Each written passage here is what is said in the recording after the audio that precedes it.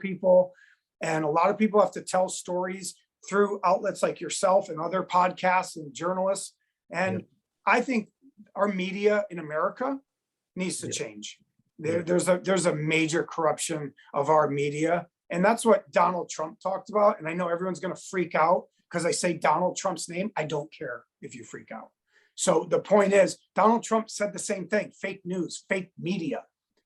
At press conferences, he pointed out NBC reporters and said, don't let those people in. That's the president of our country saying the media is polluted. Wow. So you know what I mean? Something has to change. And maybe this case and this whole situation can help do that. Yeah. Well, you've been in that industry for a long time. Do you have people that you've known there for the period, like your whole career, going, hey, like maybe you should just keep this thing quiet? Or is anyone trying to keep you quiet about it?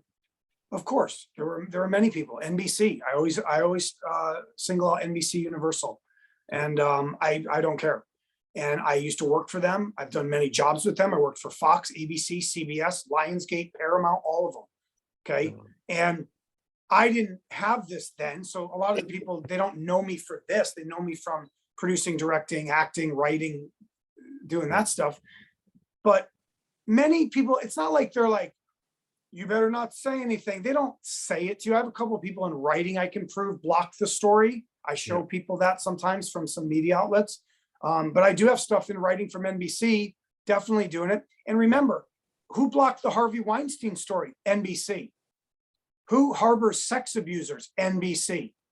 So they have tried to stop this story. I had to sign a deal with them, like kind of an NDA, or not an NDA. It was more of like a contract, a verbal and physical contract about the story, like a release.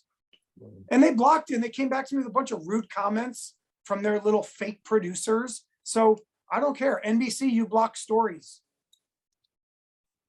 Man, that's crazy. It's trying to shut it down and stop the story getting out. And this is America, though, right? Yeah. You're in Australia. You're in Australia, right? Yeah. Yeah, this is America, right? Yeah, we're the pillar and beacon of journalism, right? And they 20-time Emmy winner NBC. Nope. Yeah. I remember seeing Trump calling him out all the time too. And it was he called NBC out. It was NBC. Yeah. Yeah, the fake news. I still remember that. Because the media, that's right. That's what he's trying to get at. It's like the media just spins things for themselves. You know what the Hollywood media really does is they report on movies and TV shows. They interview actors about their own products. That's their news. Okay. Our news in LA is how much the box office was this weekend. That's our news. Yeah. Okay. So they're not real journalists. They're not. And the two journalists, I know the guys who exposed Harvey Weinstein at NBC. They worked for NBC. Wow. Yeah. And they eventually got it right. And the funny thing is, this is what I love about Hollywood too. NBC's making a movie about Harvey Weinstein. So they blocked the story at first, but I guess maybe they're trying to make it right. Yeah. And they're coming, they already shot it. I don't know if they're shelving it. I heard a rumor they weren't even going to air the movie. They just shot it to shut people up. But they're the ones so they're profiting from their own censorship and harboring a sex abuser for 20 years. So it's just, they're morally bankrupt, right? Yeah. And I was them. I kind of was them. I did a lot of things kind of like that. I was involved in some of this stuff, so I just kind of saw the light about 8 years ago where and I think God wanted me to do this. I think they kind of shoved me out of Hollywood in a way to make me angry, right? God wanted me to get mad. And the way to get me mad enough was to keep pushing me and pushing me and pushing me, giving me these cases. I had the Natalie Wood case. I had Aaron Hernandez, Emmett Till, okay, the Cal 5, John Benet Ramsey. And as people refused to tell the truth on these stories, it just was piling up on me, So I have a new interview coming out in about 2 weeks that I really lay out some stuff, and I'll send it to you, and you guys can repost it and do whatever you want with it. But I pretty much lay it out there, and I'm not opposed to working with Hollywood. I'm not. I would work with anybody that wants to tell the truth. Yeah. It doesn't matter their past. You know what I mean? I don't care what, as long as you're not in jail and Yeah. you don't hurt people. I don't care if you send a rude email or you call me and bitch me out on the phone for an hour. We all can win. Winning cures all, you know? For sure. Yeah, there's enough to go around. Mhm. If you could work with someone and get that screenplay out, who would be the best, do you think, to go to? Like, Hmm. would be the most honest, give the most honest version? Oliver Stone. Yep. I think the only Steven Spielberg.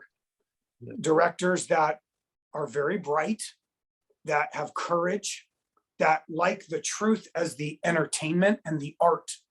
Okay, I'm not saying they're going to do it. I'm just saying, you know, Michael Mann. I tried to go to Michael Mann once. I thought he was a brilliant director. You know, he did Collateral and Heat, and Great. there are guys that could do it. And they've thrown out famous names to play Charlie. You know, it's a white guy, white actor to play him, and a black guy to play OJ, and they're riding in the Bronco. There's a lot of fascinating elements that could be played, the kind of the white black thing, right? Because you have this racial issue. Well, I guess it wasn't that racial after all. Yeah.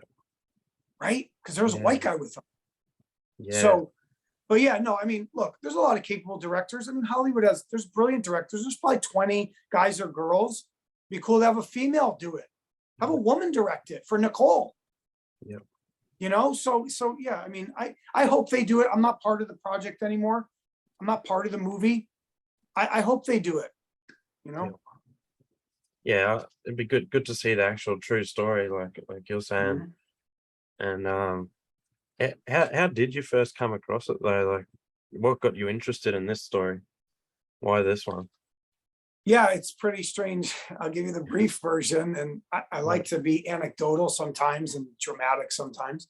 I knew the producer who knew Charlie, and I didn't know he knew Charlie. I knew him from something else, and I took a meeting with him about 5 years ago.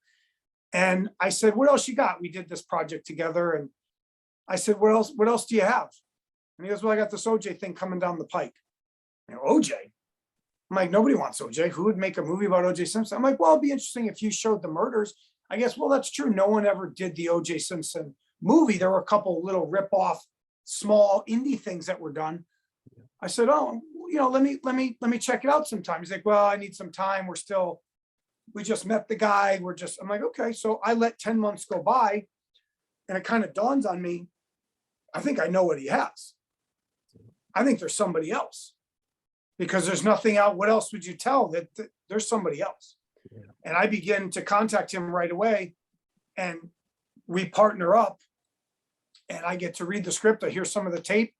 I meet some of the lawyers. I meet some of the other producers. I meet some of the sources eventually over time. And I eventually meet Charlie. It takes me a year before I actually meet him. And it blew my mind, man. I'll tell you. I was the audience too. And after I read the script and I heard some of the tape, I could see this word in my psyche, in my brain, that said unbelievable. It just was like flashing like this in my face. And I grew up with this story. I was in college. I was about 20 years old. I watched the trial. I lived this case too, just like everybody else. And when that verdict was rendered on October 3rd, that gut punch to the whole country, I lived it and I felt it too. And when you start to put the pieces together, you're kind of like, oh my God, I can't believe they got away with it. You're like, how did nobody figure that out? It's insane. So, yeah. Especially there's so many people looking at it too. Like, yeah, no, there's gonna be a lot. There's a cover up. Well, you know, if a mob guy calls you up and threatens to murder your whole family, you might shut up too, right? Yeah. So you have Joey and Charlie behind the scenes planting seeds. They threatened OJ too. I had a source come forward. This person was sleeping with one of the defense team and said that OJ was threatened they would murder him if he revealed Charlie, murder him. Now remember, where is OJ? In jail. Do you think it's hard for the mob to kill somebody in jail? Nope. And they threatened his family. They threatened his kids. Yeah.